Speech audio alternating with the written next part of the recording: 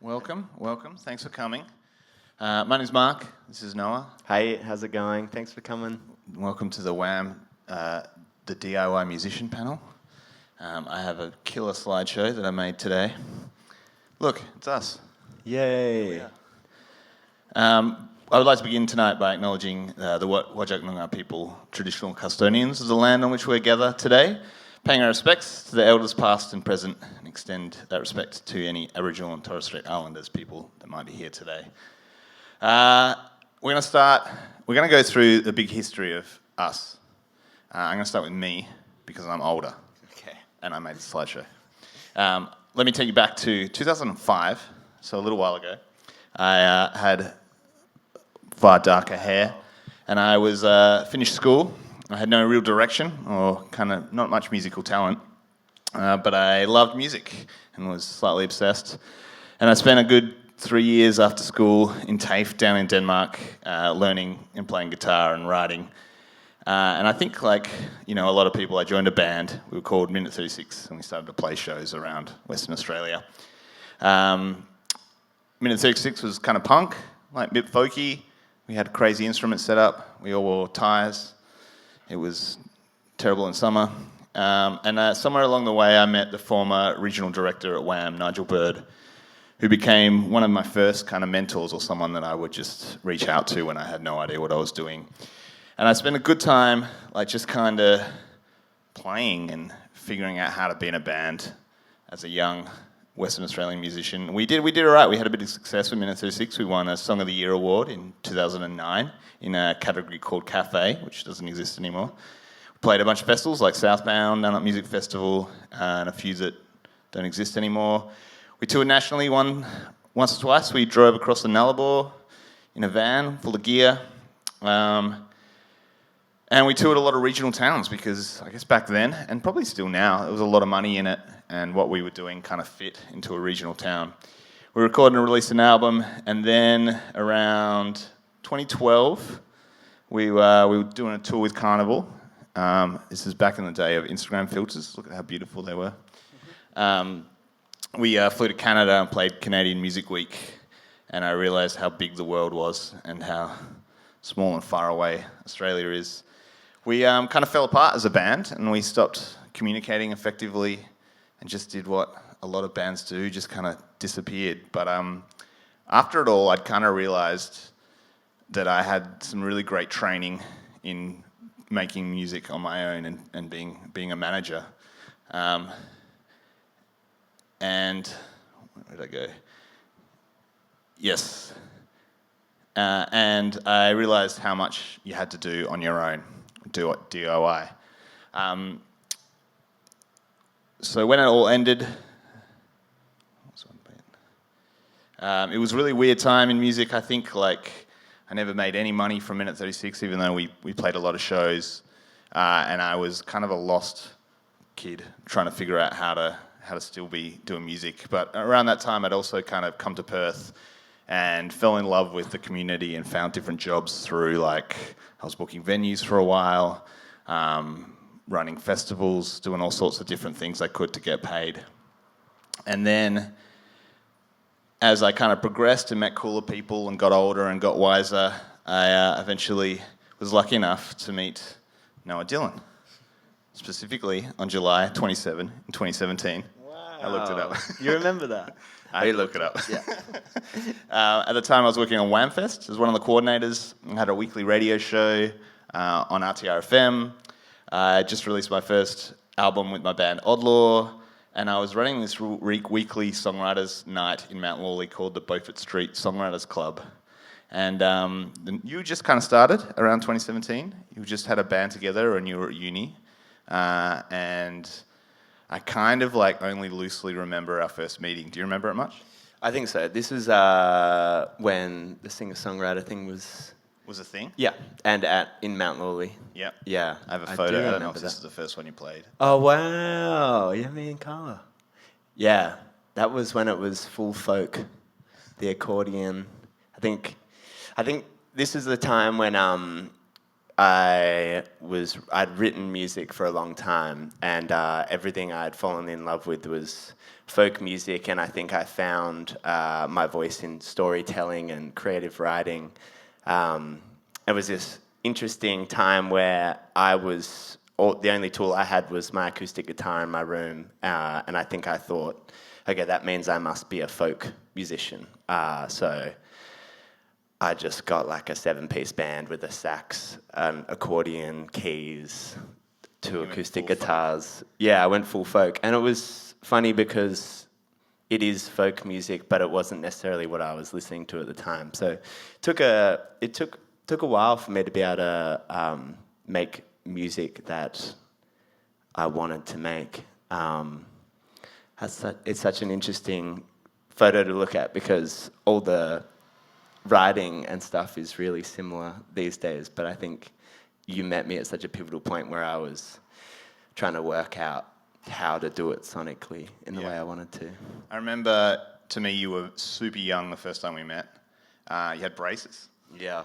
Which is great. Yeah. And you were also part of this little community that was kind of coming out of Whopper, and it was like people like Jack Davies, Carla, Freya, Riley, and just a bunch of people that kind of were all had this kind of, it was just a little community, which I remember being like, oh wow, that's a new group, like a whole group of people doing a similar thing. It was really interesting. And then this was when so I reckon to 2017, I looked up when things came out. You put out this song, The Man I'm Not, your first single. And it actually did really well. Yeah, this was before me and Mark worked together. And it was the first song I'd released, and I had no idea how to do it. And I think I approached music how I had approached everything in my life to that point, which was just throw shit at the wall and see what sticks, and just do it harder and more intense than what you've seen. So I think I just sent this song to like 300. I think I started like made the email account, like Noah Dylan Music, and then I just sent like 300 emails to like every radio station I could find. And yeah, it did do well. It's interesting. I wonder, like in reflection, it was a bit of a different time with Spotify and playlisting, and you did that. You got lucky on that. That thing that was, I don't know if it's still a thing, but for a time there, it was just like any new act. As soon as they put their first song on, they would kind of give it a little bit of attention, and so the numbers were huge. Straight away, and you had this great bed to start from. Yeah. Let's jump ahead. This is you at the El Grotto, where you played a lot. Yep. Yeah. Wow. What was the community like then? Like, who were you kind of watching do music and? I think when I don't know, it is so interesting that within Perth and within subcultures, it feels like there's a sound that develops out of them. And when I had just turned 18, there was heaps of surf rock and punk rock going on. And I remember Jacob Diamond, who I'm not sure if you know, but used to live in Perth, doesn't anymore, but he was a huge inspiration. And El Grotto was doing these nights where we'd kind of play it every week. And again, a time where we were figuring out how to make it sound the way I wanted it to sound. And I think that is the best thing about Perth that I've learnt, especially with like the touring we've done nationally. There's a lot of interesting things about Perth. For a start, we're so separated, and we have music industry here, but we don't have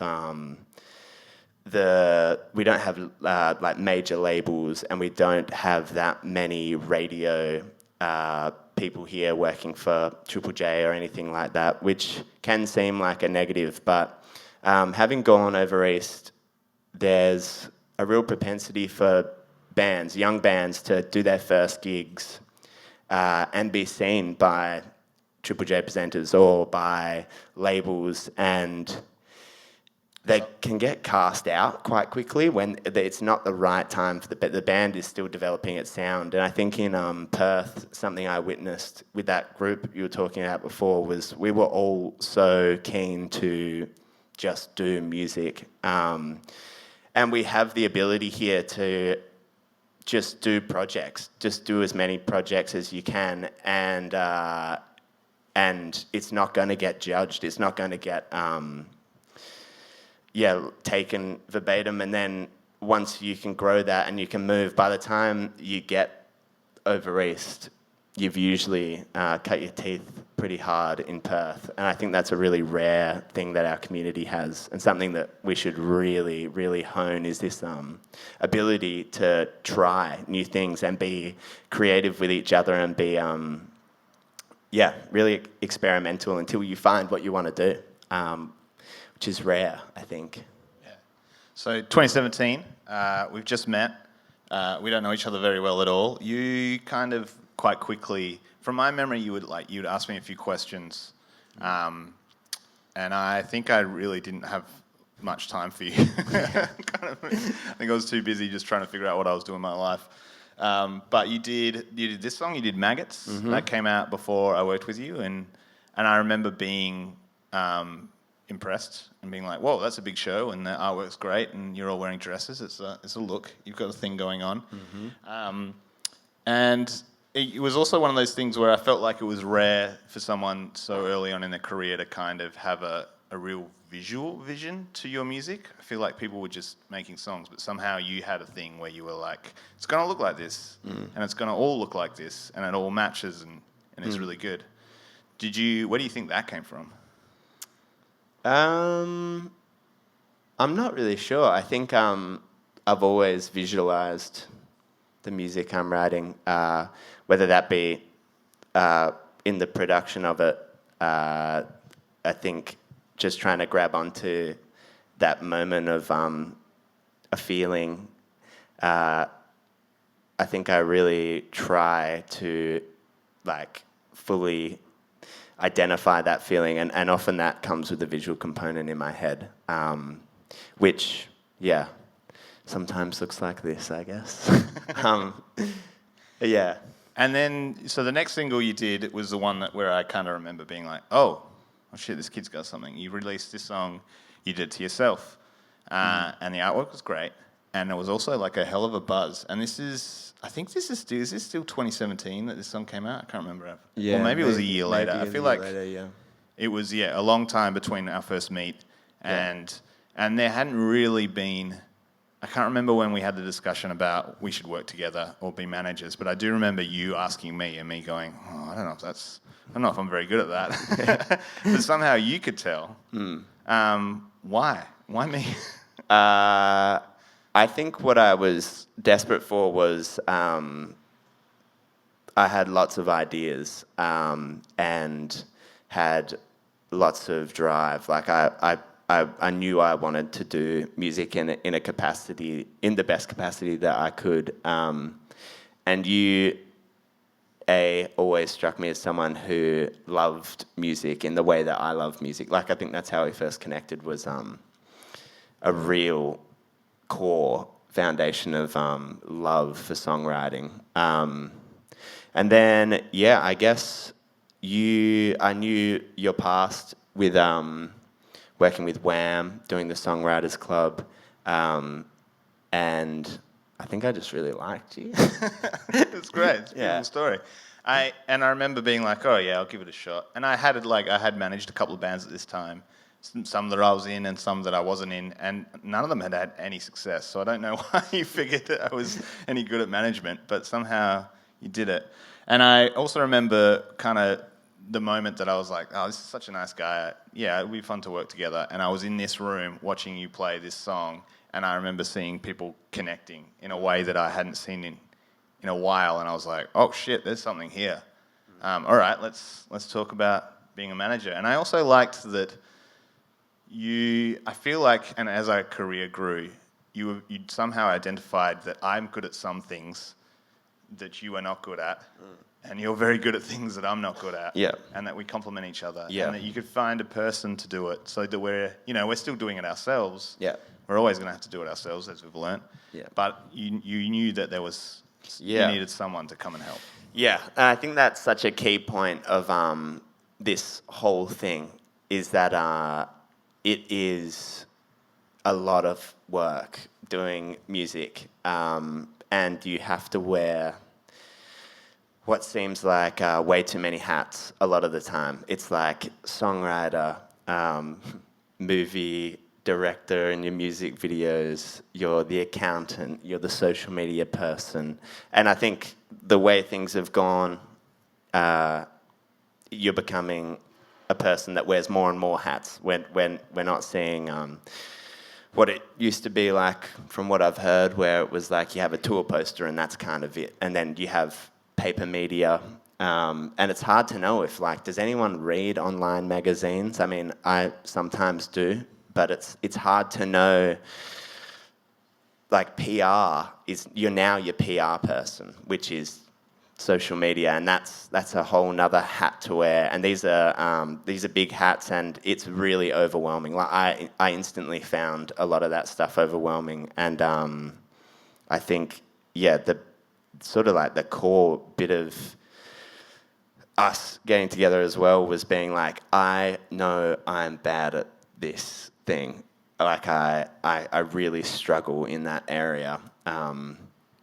And I want to, it takes away so much of my focus from this area, which is the core of the thing. And I think that's what a good manager that gets on with you and understands you can do, is they alleviate the pressure from one side of you so that you can focus on the thing that really matters, which is the core of it. Yeah. I think, like, I see these kind of relationships so much within the WA music community. And it's not always like the manager-artist relationship either. It's often can be like just someone in your band, or it's like someone not even in your band. It's just like someone that you go to. You know, I think about the different mentors I've had over the years, or that I call mentors, that have just become probably friends, and people that I just hit up when I'm like, I don't know what I'm doing right now. Yeah. What do I do right now? And what would you do? And they usually don't have the answer, but just being able to talk it through, or having those people there that get it is really important.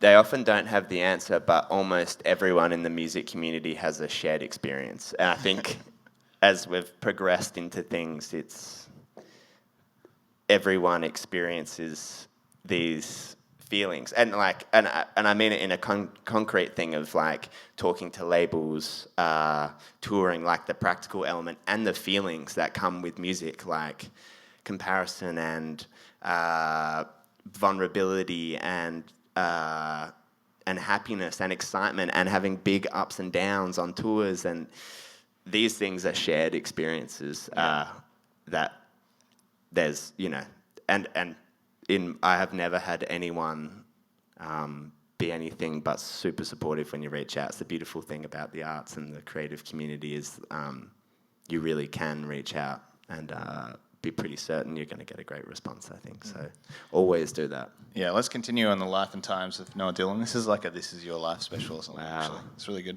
So we when we started working, it was around, I think it was a bit after this song came out. Like, I think you did this one on your own. But we hit the ground running pretty quickly, like within a start of 2019. So like a year after you'd put that track out, we were doing this massive tour on our own, and it was like me reaching out to places in Sydney and Melbourne for the first time and being like, you should book this guy from Perth. It's really cool that no one in Sydney or Melbourne's ever heard of. Do you remember those shows? Yeah. Do you remember what it was like playing in those places for the first time? Yeah, this tour was really hard and really amazing, but I mean, it was just so exciting. It was the first time we'd done it, but we on pretty much every aspect weren't ready to go. Like, there was shows where we had like 2 people there, and we slept on couches, and it was really, really fun and also really scary, because it was like, this isn't something where you just can just do it. I remember when we were making this poster, and I was like, all right, let's just put as many shows on as possible. Yeah. And some of them might be crap. And it was pretty much all the ones outside of Australia, outside of Perth, sorry.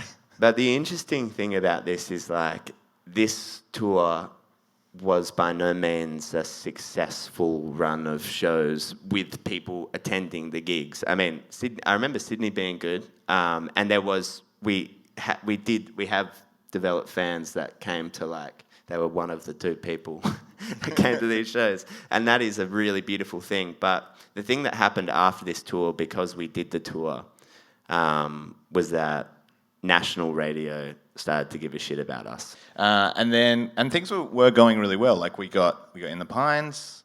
Do you remember playing In the Pines for the first time? I do. That was amazing. You played it twice now, right? Mm-hmm. This was the first time you even went to In the Pines, right? Yeah.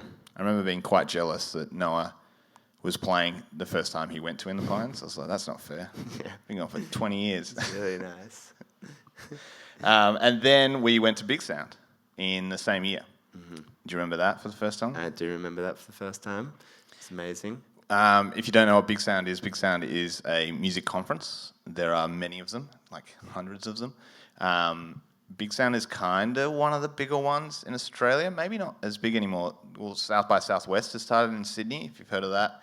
And we do one here. WAM do one here called WAMFest and WAMCon. And they are like these strange events where bands play for free or next to nothing, in the hope that they'll play to someone that will help level them up, you know, whether it's a tour booker or a festival promoter or a potential manager or something like that. So they can be those moments where you really like get the opportunity to like break out and get a major deal or something like that. So there's all this pressure on them. And we're doing Big Sound again soon. Yeah, next week. Yeah, it's an amazing time. It is really, really cool. It's bizarre. It's kind of feels like the antithesis of what I love about music in some senses. Like you play to people in lanyards with their arms crossed, which is so strange because you're like, great, all these people from the music industry, and you're like, why the fuck do you look like you hate music whilst you're watching it? It's so weird. People in the music industry can seem like they don't love music when they watch it. But yeah, it is really, really cool. Mainly just to be surrounded by people in the same spot as you and that are interested in. We did so much art for Big Sound. I found all of it. Nice. This is a fun slideshow to make today. I like relived our lives. And how do you feel about music conferences now? Do you still feel that, like, do you still get nervous or do you? Nah, not nervous. I think, I think now it's better. I put less pressure on it. I think I put a lot of pressure on myself that first time, which was really unhelpful. And it's just bizarre. I mean, it's just the weirdest industry that we're in where there's this expectation to meet people whilst you're drinking and out at night, and I get tired, and it's just strange. It feels like a real pressure to be out, and there's you just got to be really strong about what you want and what you are willing to give, and not put too much pressure on it. I think that's the main thing. Is every time I put pressure on myself in this industry, it's been quite a negative emotion and so stunting creatively. And the more fun I've had with things, the better things have gone. Yeah, I think that was a big lesson from the first Big Sound, was like, Nice. I'm not helping myself here. You just got to enjoy it. It's amazing how many of these things we've done. I've forgotten, and I still put all this pressure on myself all the time. And I got to do it again next week, and then again at South by Southwest Sydney. Then we went to Singapore. Remember that? Mm-hmm. I do remember that. I forgot about amazing. that. It was the weirdest 2 gigs of our lives. It really was. Yeah. We got put up in this hotel. Did we pay for it? I can't remember. Someone paid for it. I don't know. You remember you lost your wallet? Yeah, I lost all the money from the gigs. I left it in the toilet. And And Singapore it was just bizarre. I mean, like, we got off the plane and people were, like, getting autographs and taking pictures, and I was like, whoa, we're, like, huge in Singapore. And then no one really came to the shows. So I think that's just the culture. I feel like they were just walking around getting autographs from anyone that was an Australian, or not Singaporean. It's really funny. But that was actually part of like this giant tour that we did, which was our second run. And I remember how much work it was. Like, you know, those days of Big Sound were 2 shows in a row often. Oh, you did 2 shows in Melbourne? I don't remember that. Yeah, I remember but that. the other crazy thing that I do remember about was that was the point where I thought, see, in my memory, this is the point where those couple of peoples at the show were Triple J presenters. Yeah, you're right. And maybe it was. this was when they became fans. They still didn't play you on the radio, but they were going to your shows. And I remember being like, why the hell is this a thing? Please play us on the radio. Why do you like Noah Dylan but not play him on Triple J? This doesn't make any sense. And probably because they were going on the shows and being like, oh, there's only 20 people here. Yeah. He's not big enough. Which was weird. Yeah, it was weird. It is weird. And we did a lot of touring in that little bit of 2019. And it all built up to this EP that you put out, which was a lot of work. Yeah. And kind of didn't go that smoothly, right? Like, you recorded almost an album's worth of material before it, lost half of it. It got deleted by accident. Yeah, I recorded a whole album, and then the producer's hard drive broke,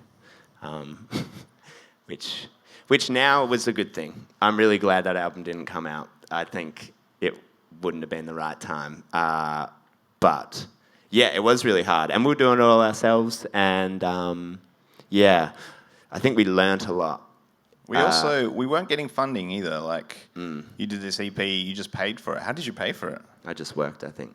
I worked at a burger bar, a Flipside, if you know, delicious burgers. Yeah. Yeah, I think I just paid for it. Yeah. Yeah. You still do that to this day. Yeah, it's true. Where was my funny bit about this? No, I can't remember. Next one. And then I think around end of 2019, I feel like we had, despite like things going kind of bad, every time we toured, we were just losing money. Yeah. And playing to really not many people. We were, it all kind of looked good here. And so I feel like people started to think we were doing really well here. Or maybe we just were doing well here. You were really connecting with an audience here. And we did this show. This was a sewing room, which I was booking at the time. And it was a fundraiser show for the fire relief, like end of 2019. And it was packed. Yeah. Yeah, I do remember that. I think it was the first time that we were like, oh, okay, this is kind of working. Yeah, this is going really well. And I was also like, damn it, we're giving all the money we made to charity. We finally made a profit, and we've just given it all away. Yeah. But also, it amazing. was for fire relief. Exactly. It's a good thing to do. Yeah. And then 2020 happened, and the world stopped, and we got COVID lockdowns. And I remember being in this weirdest position of being like, wow, things are going really well, we're doing really well, we're finally getting a kind of our foot in the door over East, or at least when I was sending emails, people were kind of coming back being like, oh yeah, I think I've heard of this guy, rather than just ignoring me or saying no. And where were you working at the time? Were you at Flipside still? Nah, I would have been doing disability care by then, I think. Because you still got to work through most of COVID, right? I worked the whole time, yeah. Yeah, essential worker. Mm-hmm. I didn't have any jobs, yeah. So I just remember speaking to you every day, strategizing, yeah, because it was the only thing that was still doing things. You were still writing songs. Yeah, I was like, all the other venues and all the other stuff I work for is shut down. I guess I'll just annoy you until you do something. And then we decided to keep going, which was the biggest blessing of my mental health and our lives, I think, because we put out songs without the pressure of touring. Yeah. And they did really well. Here's Your Butt. Oh, there's my butt. You put out Matthew McConaughey on April 2 in 2022. So this is like month 2 of lockdowns or something. Pretty early on. Why did we decide to keep going through that craziness? I think kind of again like this mentality that I think me and you both had from the start, which I think is a really important thing to touch on. That is like, this industry is strange and somewhat flippant sometimes, and it's really important to just control what you can control. Like it requires a fair bit of stoicism, I think, to work in this industry, and you just handle what you can handle and do what you can do. And again, not put too much. That was a big lesson from Big Sound, was like, I can't make these people love me. I can just do my art. And I think we just took that into COVID, which was just like, all right, I'm just going to keep writing and let's just keep putting out music. Yeah. Let's not, why would we stop for this? It was a really significant moment for me and you. As a manager, I just got to be a manager for a while, and you were really driving the bus for most of it. I was kind of like just in depression. And it was also the time you started working with Andy Lawson, which he's been the producer for a lot of your stuff now. Yeah. I feel like you really honed in on the crazy art that you could achieve, like putting your ass on a cover, being really vulnerable. I'll click the next slide so no one has to look at your button. Thank you very much. And then that was a song, that was the moment that Triple J finally gave a shit. It was like, oh great, a year of them coming to gigs, finally they're going to help us out, and they gave us an unearthed feature, which was your first moment of Triple J love. And it was also one of the more annoying moments in our lives, because then suddenly we cared what Triple J thought about everything we did, which we pretended like we didn't before, but now we really, really did. Yeah. Yeah. Do you remember how stoked you were for this? Yeah, so stoked. Yeah, it felt really good, and it felt really good for it to happen with this song, which was about Matthew McConaughey, and was kind of, I don't know, it was weird. In my head, I was like, I like love this song, but it's like, it's kind of weird. Well, I think there's a lot, thinking back about this today, is like, this was one of those songs where you really were talking about the things that you were going through, like the toxic masculinity and stuff like that, and really putting yourself out there with a crazy song. You put yourself pretty much naked on the front cover. You were just doing crazy photo shoots. It was a big moment. Yeah, definitely. And I think it was, again, it's really nice to be validified for your art, and it also is so important to not need it, because you don't need it. But yeah, this was one of those moments that you take, or that I took, and was like, okay, cool, this is really, really a nice moment. It is a hard one, because sometimes you want to be like, especially me, I think I want to be like, nah, Triple J doesn't play anything cool anymore. RTR is where all the cool stuff is. But there's still a big audience, and capturing that audience is still kind of important. And also it means that, yes, we are on the right track. People like it, which is good. We carried on and dropped another single before, while the world was mostly locked down. This one was Sunburnt in July, which came out in July.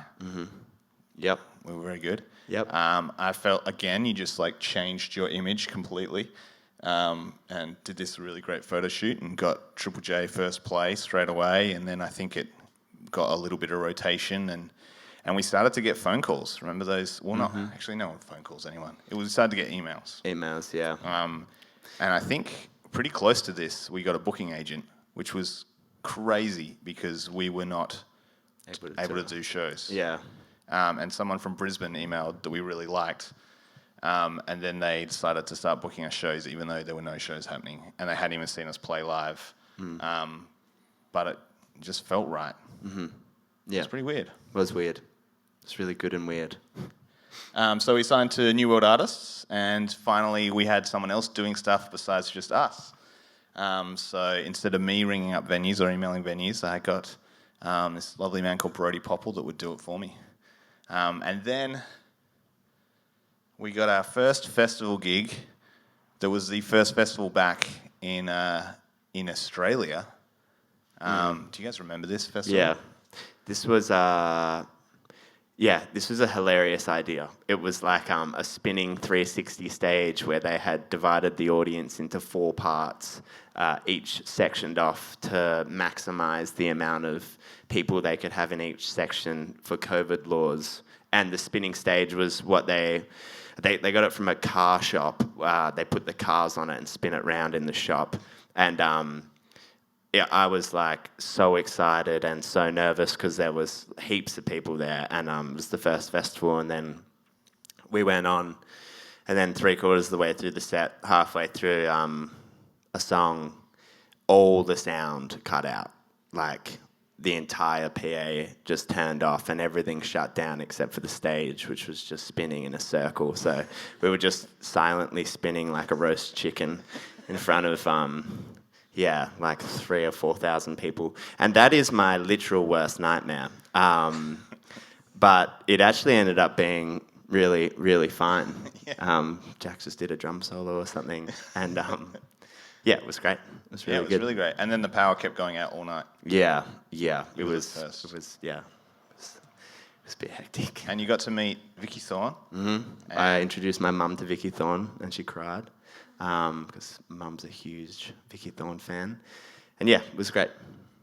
And then we did something that we thought was like we were like, all right, these 2 singles have gone really well. Triple J cares. We got a booking agent now. We're doing well. They're starting to have conversations with other people that are interested in the music.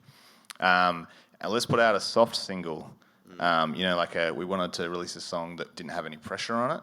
And it was this song, which went on to has been one of your most successful songs so far. Mm-hmm.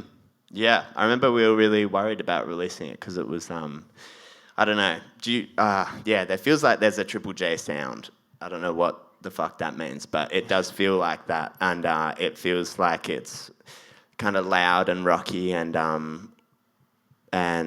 yeah, releasing something that was just me and an acoustic guitar and kind of long and sad felt scary, but again, I think we were really conscious of not catering to anything with the music, and this was a good thing. And then weirdly, they just got around it. They loved it, and it got played lots. And yeah, it was really. I think that was really affirming for us in terms of like, okay, let's like not focus on all of that shit and like trying to figure out what sound people would like. That's completely the wrong direction to go. Not that we would have ever thought like that, but we did kind of. You can't help it. You kind of have to. You start to think, well, that's what that band's doing. Maybe we should copy that, or what is the. You start looking at the songs you got, and you're like, well, we think Triple J will play this one. They're the people that care. Yeah. Let's put that one out. Yeah. And so this was a moment where we were like, oh, they weren't supposed to like this one. Shit, can we do whatever we want? Yeah. Yeah. It was really good. It was a good moment. It was a great moment. Yeah. And then the world kind of came back, or at least in WA did, and we did this tour, which was one of the, it was a massive WA tour with Freo Social almost sold out, and it was terrifying and amazing. Yeah. It was so much fun. We sold way more tickets than we ever expected.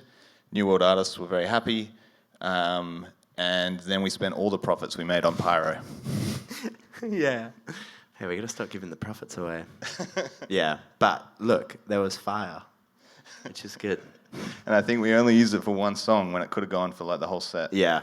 So it was a giant waste of money. I was kind of scared of it, to be honest. This is not making me look like a good manager at all. I remember I was like, let's get fireworks, and then like, no matter if we lose all the money, people are going to come back next time. And then the next time I was like, we don't have fireworks this time. People are going to be so upset. We did balloons. Yeah. Remember they fell from the ceiling? Yeah. We did in the main room. It was amazing. And then so during that kind of time, your writing was also kind of evolving, I remember, or you were like really pushing it. Like you somehow found a way to demo really well. You and Andy had a really good relationship going on, and you were just like pumping out songs like nobody's business.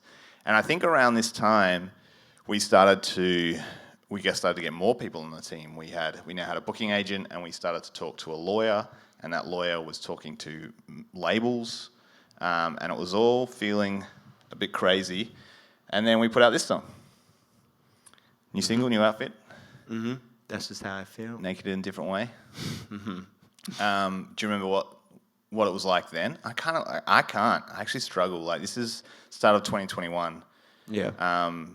Lockdowns were still going on, but we were kind of at this peak, or it just felt like everything was going right. Yeah, I remember just feeling good. I mean, it was weird. The world was weird, but I was having so much fun sitting in my room writing music, I think, Yeah. which was kind of the great thing about COVID, weirdly. Yeah, Just sit in my room. it was. And then we went and did this tour. And finally, we sold tickets. Yeah. And people were coming from other parts of the state.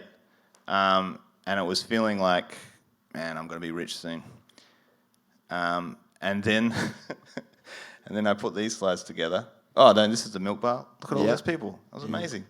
And then we were getting like really stoked about getting to places. I remember every flight that went without a COVID issue was a celebration. And then we got to Brisbane, and Oh my we God, got yeah. stuck in Brisbane, and we had to cancel the show halfway through the show. Yeah, this is a great example of the things you can't control. And so the world was coming back. You were killing it. I remember we then won an award. Remember, we won an award. Mm-hmm. We won EP of the Year in 2021 for our 2019 EP. I don't know how that works, but we did the craziest thing, and we signed to a major label and put out this EP. Yeah, yeah, yeah. That was bizarre. That was a long time. I mean, I think we talked to the label for about 6 months. We did. And in terms of this whole thing and being a DIY artist, it was a strange experience, really, because I didn't feel very proficient in understanding what it all meant. Like, what does it mean that if they own my masters? What does it mean if they take this amount of royalties? And what can they do? What will they do? And that's where I think having a lawyer with us was really, really It's good. important, yeah. It was so important. I mean, we just couldn't have done it in the way that it got done. Yeah, without him. well, contracts don't make sense to me. They're not in Yeah. English. Yeah. Here's a picture of you signing it. But that was so exciting. Yeah. And it's so exciting. Me and John.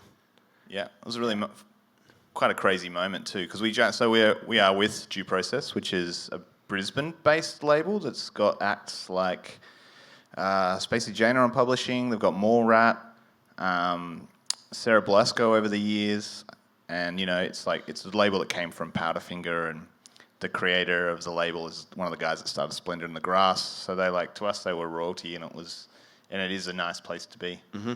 And it was a pretty weird thing to be like, oh, okay, I guess there's all these other people helping us now. Maybe it'll be easier. But the thing is, it's not. No. It's harder. No, it's way harder. In fact, you're still DIY. Hello, major label. So what do you think what does the label do? Okay. The label's really good, but it's a balancing act. I think, I think it's something that is such an individualized thing that needs to be approached as each artist individually for what you want. For us, I wanted to write as much music as I could and be funded to record as much as I wanted to. Or not as much as I wanted to, but I wanted to be able to do that. And that is what the label has done for us really well, is they provide the money for us to record, which is amazing. It comes with its own circus. You have to fit into a roster, which means you don't necessarily get the time. You don't pick when you release things, which has been really hard for me to sort of do, because we've controlled it the whole time, and we've loved taking risks, and I've loved going like, I'm going to play the music that is current to my life now. I like connecting with people in that way, and that's not how major labels work. It's also hard to know if they benefit you in streaming. We haven't really seen that, if we're being honest. It's hard to tell. It's really hard to tell. I think that labels are amazing, and I think you also don't need them. I think like it's just so dependent on what you want to do and what the offer is, and they are really different. The record deals are really different, and yeah, very important to always remember in the music industry that there are amazing people that want to help you. Everyone that is working in the music industry needs to make money. You are a product of people making money, and that's not a bad thing. It's not a bad thing, but you will have to fit into that system for them to make money. And what you need to just be really conscious about, what does that look like? How do they make money off me? They make money by me selling more records. Okay, that's a good thing. That means they're going to push me harder. What if I don't make money? What does that look like for them? I mean, they're a business. So what does that mean? Does that mean I now go down the ladder and they don't care about me, and then I'm stuck in a contract that's for 3 albums and they don't care? I mean, like, these are the questions to really ask yourself, and be really, really, really upfront with yourself from the get-go that it's a business. They're gonna need to make money. And there's amazing people that do things out of their own heart, and they take a risk. And I'm definitely not saying that, but yeah, I think we were always pretty aware that. Yeah, we knew what we were going into. I think, as best as we could. Yeah. And it is pretty crazy. Like, I did kind of think as a manager that they would alleviate some of the jobs for me, but actually I feel like I have more work because I have more people to talk to. But also it's pretty great having heaps of people to talk to about, a release and strategize and stuff like that. Yeah. So there's, pros and cons. The other thing you realise is they have no idea how to do it either. Like, they really don't. Like, these are the best people in the industry who have worked with, the biggest artists, and you send them your EP and go, which one's the one that Triple J are going to like? And they're just like, we don't know.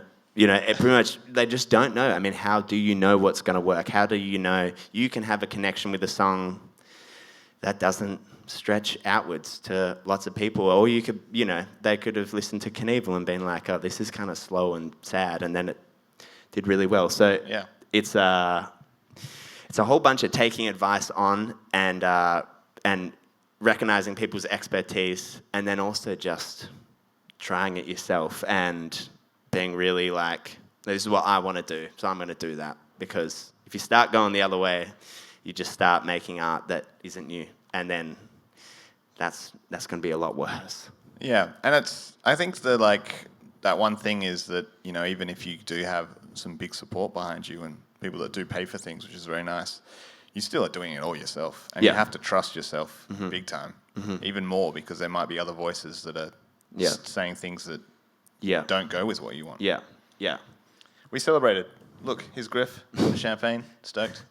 He told me to put him in the slideshow as much as possible. Yeah. And then we got to do some really cool things, which is why we loved the label a little bit. Triple J Like a Version, remember doing this? I do remember doing this. Very we did scary. this in the ABC studios in Perth.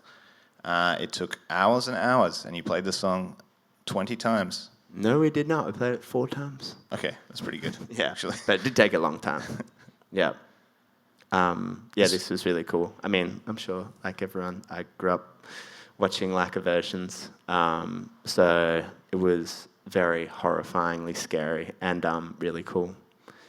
And again, there's a lot of moments like this where, this was, I would have done anything my entire life to do Like a Version. Like, if when I was 6, I would have gone nuts if you told me I'd done it. And then being there was that feeling, but also just this feeling of like, holy shit, I'm not good enough. Like, this is, I can't, like, there's no way that I could be good enough to do this thing. And then it's such an interesting thing, the imposter syndrome of music. When you keep going up, you just keep looking up further. And we talked about this a lot in the Europe tour, which is just like gratitude always, like, it's a constant gratitude check. And I I feel so grateful, and it's important, whether you're just writing music or touring or doing whatever, the gratefulness is so important, I think. Yeah, you're very good at that, actually. Noah is kind of a genius at people's emotions within his group, and I reckon it's why you've had a lot of success. Because the team that you've got around you, are people that you just know how to treat like adults with cares and emotion, and it like makes everyone feel more part of the crew and the family. Ah, that's nice to hear. Yeah, Thank you. I'm not good at that. Then we did this tour. Remember this one? I do remember this one. It's a good one.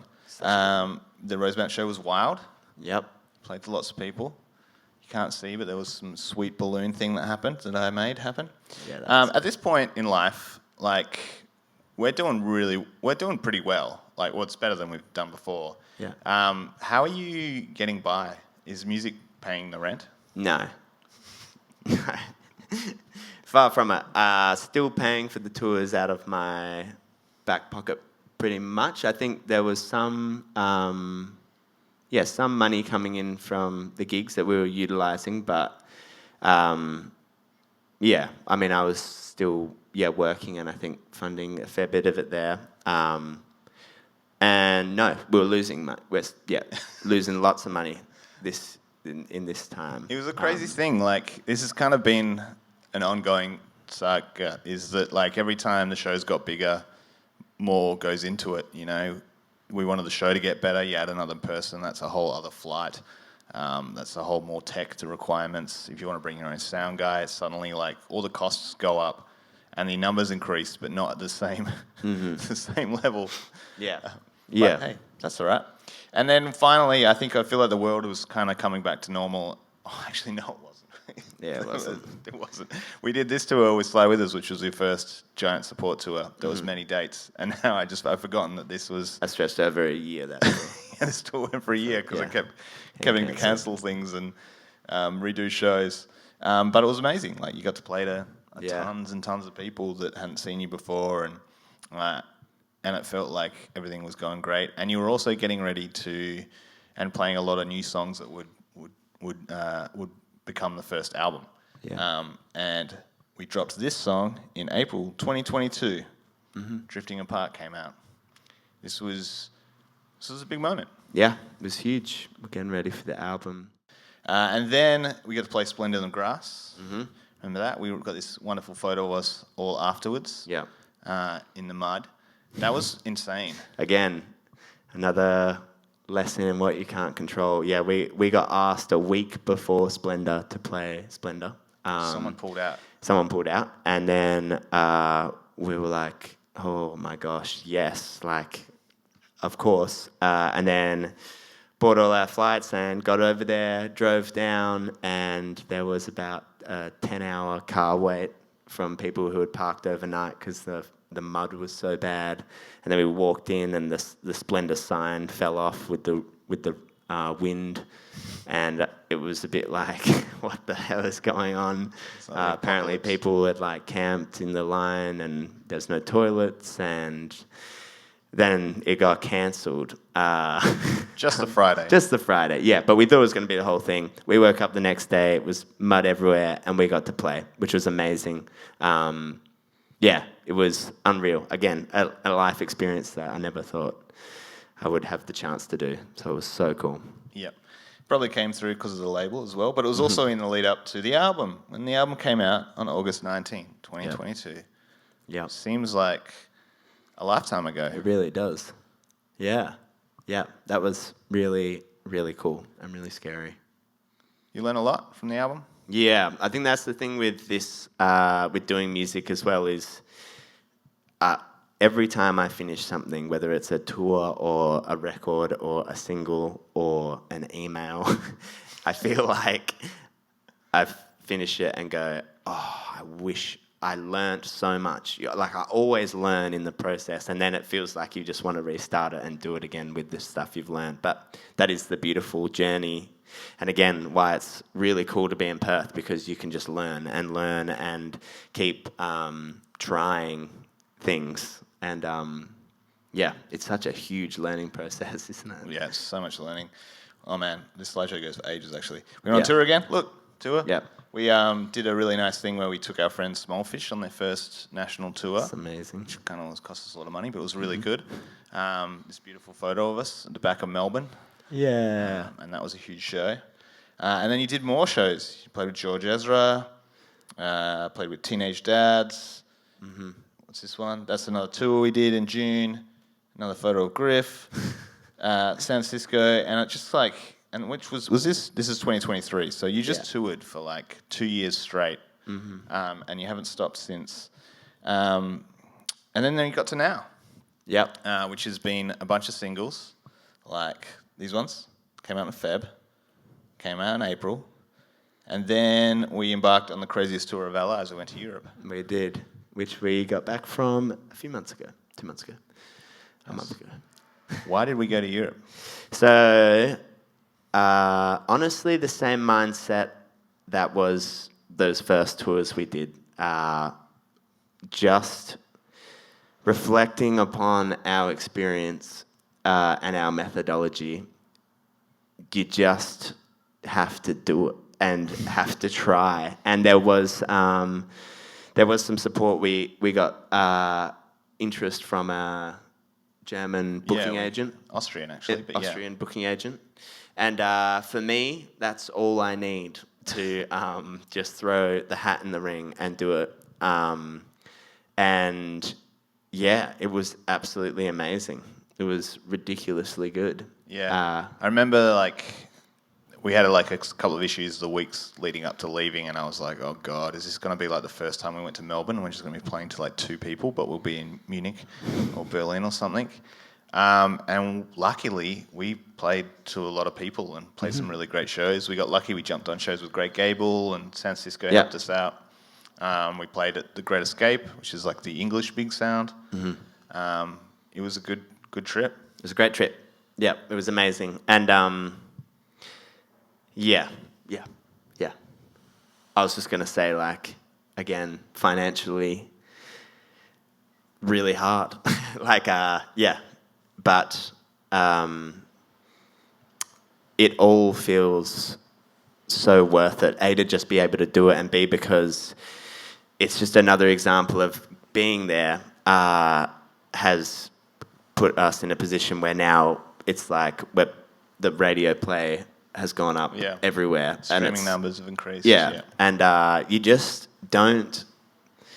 I mean, I feel like there's a few avenues in music. There's like an avenue where you put out a song and it does really well and you get picked up straight away, and it usually happens in the pop world where it would just go bang. And then, I don't really know much about that because that wasn't our experience, but I imagine that would have its own toughness where you don't have the time to figure out how you want things to sound. And then the other way is consistency and time and just a willingness to keep the band going and love it and stay with the same group of people and have managers around you that you love and are there for the ride. And I think this tour was another great example of that. It's just like, that is how I want to do our career. It's just forever going, and I just want to keep exploring new places and new things and pushing it and seeing where it can go, and that's what this tour felt like. Yeah. It's interesting that you brought up the pop stuff, I guess, because for us, the business model, and it's probably manager talk, but it was like touring is where the money is. Like that's where our income is. We're not getting enough to get the money from streams. Like you guys probably know, the Spotify plays have to be in the billions for you to see, $100 or something. So playing live shows is where we can get paid. Yeah. We've been to lots of conferences before. I feel like we've always found the most use out of hearing a story and a trajectory, and it is so individualized. But yeah, if you have any questions or if there's anything we can go further into, like the start of a project,